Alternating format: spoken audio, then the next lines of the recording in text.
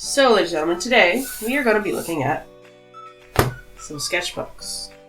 We're looking at two sketchbooks specifically. We have this one. I call this one my idea sketchbook. It has lots of different things in it. And then we're going to look at last year's Inktober sketchbook because this is going to be a sketchbook review. I'm going to look at my Inktober project from last year. Before we get too deep into that, we are going to look into my idea sketchbook because I'm doing something very similar this year. I haven't received my official Inktober sketchbook yet, so I haven't been able to start working on planning, but I can show you last year's. So last year I decided that I was going to do a children's book in my Inktober sketchbook. I was going to do a children's book theme in general. I decided I wanted to do a dinosaur children's book. Here's some nice Inktober practices. I was going to do a dinosaur theme with my Inktober story. I did a couple practices with Inktober style illustrations, and then I started coming up with how exactly I wanted to do my story. I knew I wanted to do a certain character, so I decided on a Dilophosaurus. Here he is right here in all of his cutie patootie-ness. I wanted to have him have really big eyes and a cute disposition. I did a couple sketches. Here are all of the words. Trying to figure out. And then basically the idea was going to be a dino versus dragon. Dinosaur versus dragon was my main idea. This is the hero's journey. Sort of. Generally, it starts in one spot. Call to adventure, meeting a mentor, crossing a threshold. This line here is the difference between the normal world and then the fantasy world that our hero is journeying in. Finds a helper, trial, failure, growth and new skills, death and rebirth. Can't read that. Oh, reevaluation, finally changes, atonement, gets a gift, back into the real world, return as a changed person. And we end where we begin. So I knew this was the format I wanted to do it, and you can see here I started kind of typing, I started writing in the prompt words, so poisonous, tranquil, roasted, etc. Here is where I started trying to establish how I wanted my character to look. I did some studies on Dilophosaurus' skulls, their teeth, which were particularly interesting, what their heads looked like from different angles, their hands, which were really weird because they had really long fingers and then like a teeny tiny pinky. And I was trying to find a line between the stylization that I wanted and kind of how they actually are anatomically, and I had a big internal struggle with this. And then I kind of started figuring out how I wanted to lay out some of my pages with some really rough thumbnails. Then I started doing some more thumbnailing, playing with how I can have him emote. Yes, I know a real... Hi! Yes, I know a real Dilophosaurus doesn't have the frill, or at least there's no scientific evidence for it, but I thought it would be a really fun way to get a character to emote, much like how an animal with... Speaking of which, an animal with ears would. So I was thinking about having his frill shrink in when he was scared, have a neutral look, pop up, going in even doing more random thumbnails. And looking back at these, I actually stuck pretty close to a lot of these with my final sketches. I'm actually pretty proud of that. And you'll see when I bring out the other sketchbook how it kind of looked. Trying to get back into figuring out the last words. More thumbnails, ideas, sketches. This is one thing that I actually did a lot with this year is I don't know where they are right now, the Frixion by Pentel, I think, pens. They're erasable ink pens, and I had them in green and orange. And what's cool about them is when you apply heat, the ink disappears.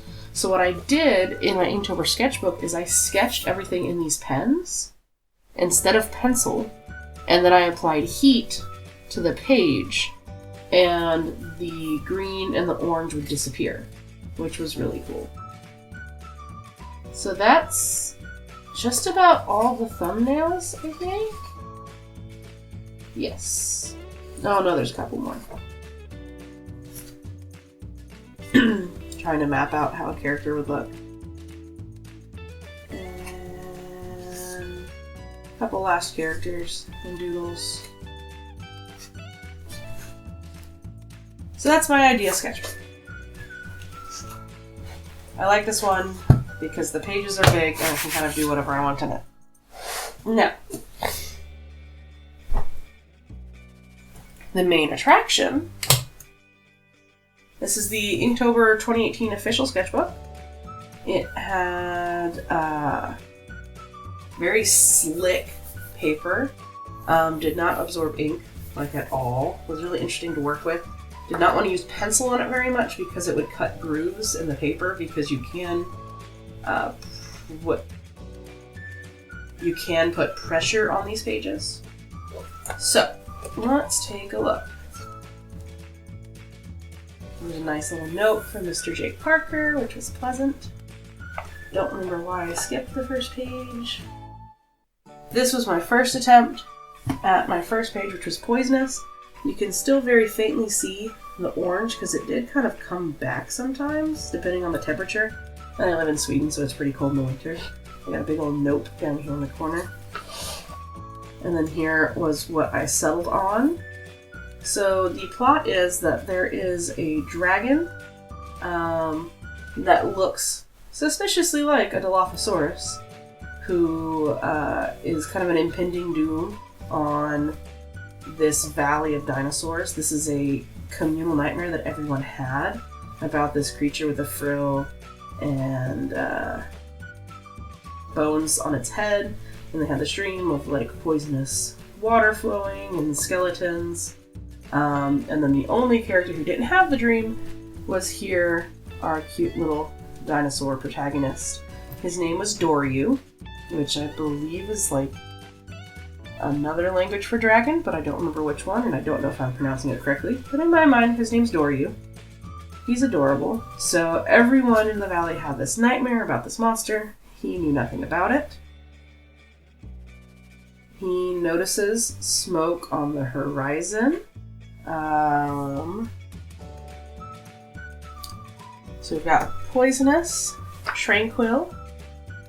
He slept through it all. Roasted. So we have smoke in the distance. You can see the bits of orange and green in some of these areas too. If I went over this with a hairdryer, it would all disappear again.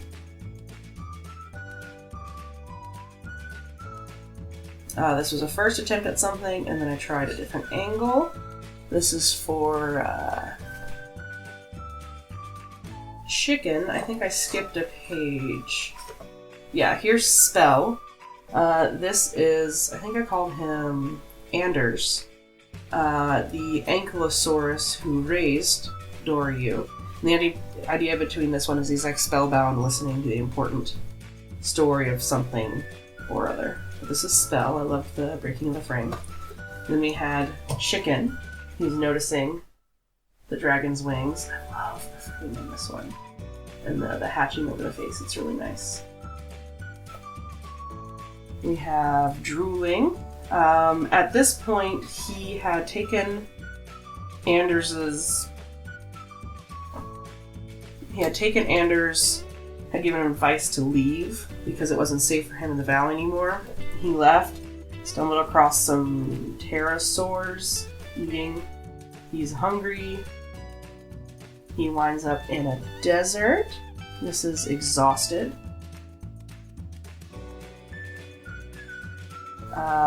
This is Star. It's late at night one night and he sees a shooting star. It's the only one that is a double comic panel, but I really like the look to it. Precious. So he finds the falling star, and in this world it's like just a glowing ball.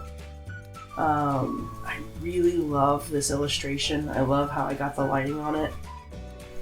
It was really hard to figure out how to get his hands to hold something because they're so weird looking because the fingers are so long.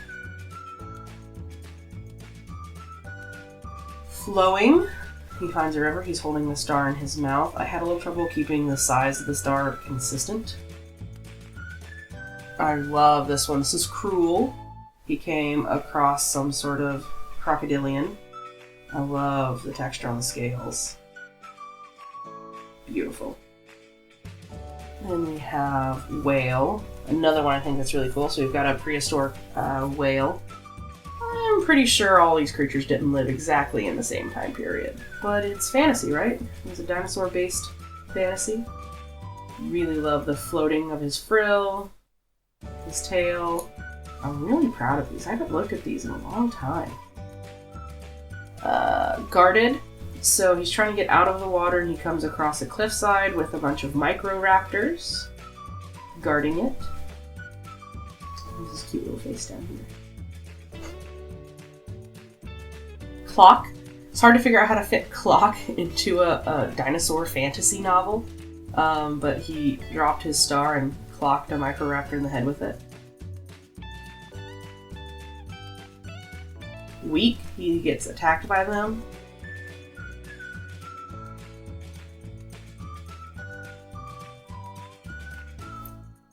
Angular. So here we have another character coming in. His name is Obtus, like obtuse. The word for this one was angular, and I kind of did with the edge of his head. He's supposed to be an oviraptor, and he's particularly interested in this shiny egg that Doryu has.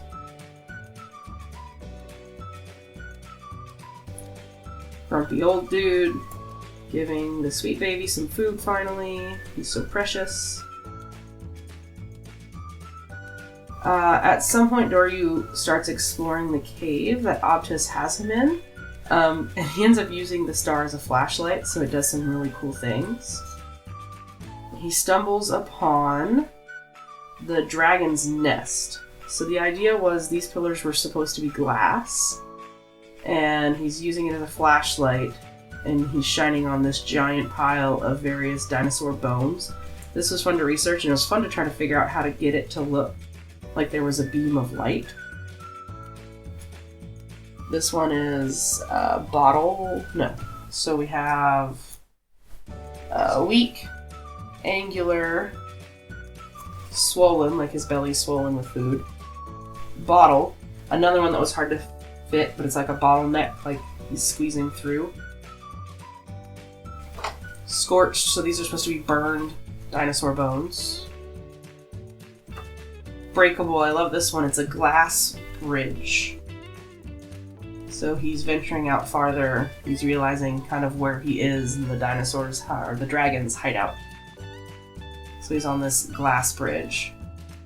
We used a lot of white ink and white gel pens to try to get this look. Then we have Drain. The energy in the star is starting to weaken. Starting to kind of go out. Doryu makes an expensive mistake. He gets tricked by Optus, who steals the star.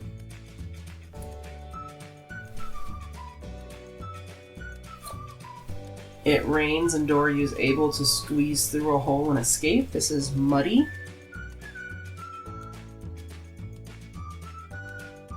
There is a scuffle with Optus to get the star back, and the word is chop, and the star shatters. I was really proud, able to try to get the look of something that's semi-transparent broken. This is where the story kind of picks up a little bit. This is probably one of the least imaginative ones. He's prickly. He's angry about it.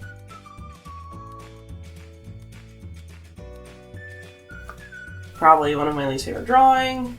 Stretch. He's getting back on the path he was on. Thunder. He's trying to get back home. Big rolling thunderclouds. I did these last two in a hotel, so I'm not surprised that they didn't turn out the best. It's supposed to look like scorched trees already, like the dragon's been through here.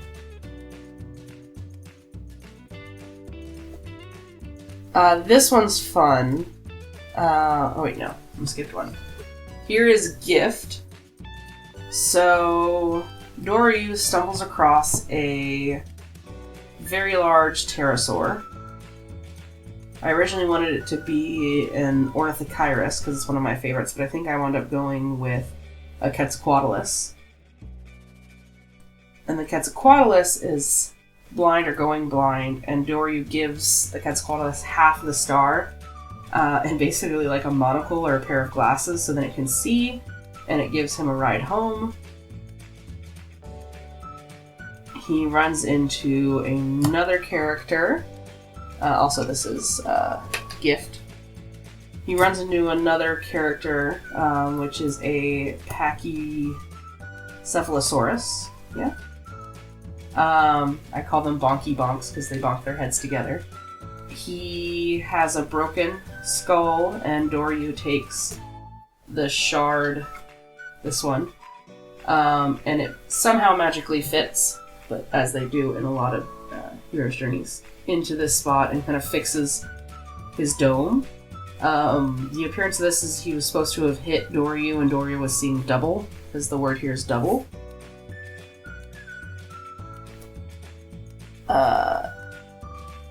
Jolt. So the story is supposed to end with Doryu scaring away the dragon, fighting off the dragon. And this jolt is like a jolt of fear. He uses the other half of the star to create a shadow to try and scare off the dragon. And then the last one is Slice. This is how the dragon looks, peering down at our sweet little Doryu. That is as far as I got with the story. I keep wanting to write it. I haven't written it in full yet. I do love the story. I do want to get back to it at some point. The illustrations, especially the early ones, I'm really proud of, like here and back. I really like how a lot of them turned out. And I'd love to come back and redo some of them. But that's not what I'm doing this Inktober. This Inktober, I'm doing another story. Instead of doing a children's book, which I never actually wound up writing, I'm going to be doing a graphic novel, which means it's already going to be written, and I just have to do speech bubbles later. We will see how that goes. Wish me luck, in general. I hope you enjoyed learning about my sweet little baby Dilophosaurus here. And I hope to do more with him at some point in the future, should I ever get there. Because I really do like him. He's cute. He's a good character design, I think. Anyway, if you like this video, let me know. If you want to see my 2017 Inktober, I have those somewhere. and I'd be happy to show you. You just need to let me know if you want to see those, so comment below, and I hope you have a really good Inktober, guys. See you next time. Bye!